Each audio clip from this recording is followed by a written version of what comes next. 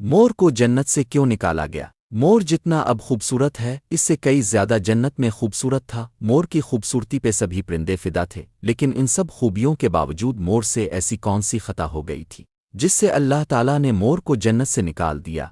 अल्लाह ताला ने जब हज़रत आदम अलैहिस्सलाम और अम्मा हवा को पैदा फरमाया, इसके बाद उनको जन्नत में भेज दिया। वो दोनों जन्नत में बहुत ही पुरसुकून रहते थे, बहुत ही मज़ेदार और मीठे फल खाया करते थे। लेकिन एक अनाज जिसको खाने से अल्लाह पाक ने उन्हें मना फरमाया, और वो अनाज गंदुम था। चौंके शैतान हज़रत आदम अलैहिस्सलाम की वजह से ही जन्नत से निकाला जा चुका था।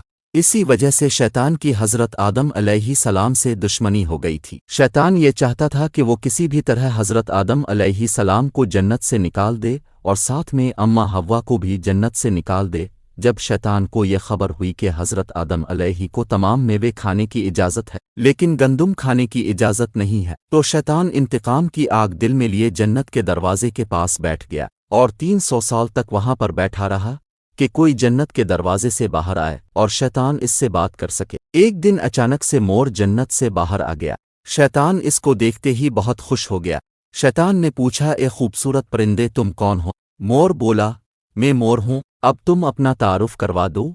शैतान ने जवाब दिया कि मैं आलम क़ुरूबिया का एक फ़रिश्ता हूँ, मैं अल्लाह पाक की इबादत से एक मिनट भी गाफिल नहीं हूँ। मैं चाहता हूँ कि मैं जन्नत में जाऊँ, वहाँ की नेमतों का अपनी आंखों से मुशाहिदा करूँ। शैतान मोर से कहने लगा कि तुम मुझे जन्नत के अंदर ले जाओ, मैं तुम्हें 3 ऐसी बातें बताऊंगा जिससे तुम्हें अबदी ज़िंदगी हासिल हो जाएगी, तुम्हें बुढ़ापा और बीमारी नहीं आएगी, तुम हमेशा जन्नत में ही रहोगे। शैतान की ये बातें सुनकर लालच में आकर मोर ने कहा कि मुझ में तो इतनी ताकत नहीं है कि मैं तुम्हें जन्नत के अंदर ले जाऊं, लेकिन एक सांप मेरा दोस्त है, वो शायद तुम्हारी मदद कर सके। ये कहकर मोर सांप के पास आया, इसको सारी बात बताई। सांप भी शैतान की बातों से बहुत खुश हो गया। फिर शैतान को अपने मुंह में छुपा के जन्नत में दाखिल हो गया और यूं शैतान अपनी चाल में कामयाब हो गया। जन्नत के तमाम निगहबानों को ये मालूम था कि शैतान ये चाल चल रहा है और जन्नत में दाखिल हो चुका है।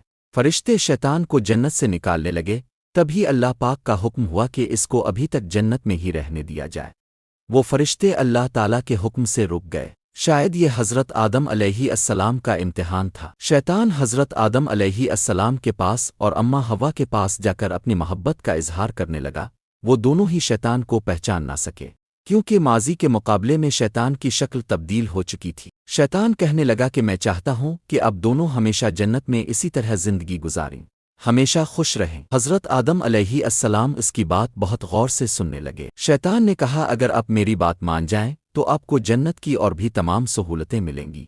हज़रत आदम अलैहिस्सलाम शैतान के बहकावे में आकर कहने लगे कि ये किस तरह मुमकिन है। शैतान कहने लगा, एक गंदुम का दाना अगर आप दोनों चख लें तो आपको अबदी हया हासिल हो जाएगी और आप जन्नत में ही रहेंगे। ये बात सुनकर हज़रत आदम अलैहिस्सलाम के दिल में रुझान पैदा हुआ, लेकिन उनके दिल में अल्लाह की नाफरमानी का खौफ गालिब आ गया। जबकि अम्मा हवा शैतान की बातों में आ गई, जिस पर अम्मा हवा ने हज़रत आदम अलैहिस्सलाम को राज़ी कर लिया। फिर उसके बाद उन दोनों ने इस गंदुम के दाने को चख लिया। जैसे ही गंदुम का दाना उनके अंदर गया तो दोनों के जिस्म के हिस्से वाज़े हो गए, जिसके बाद दोनों अपने अपने जिस्म को छुपाने लगे और खुदा के खौफ से कांपने लगे।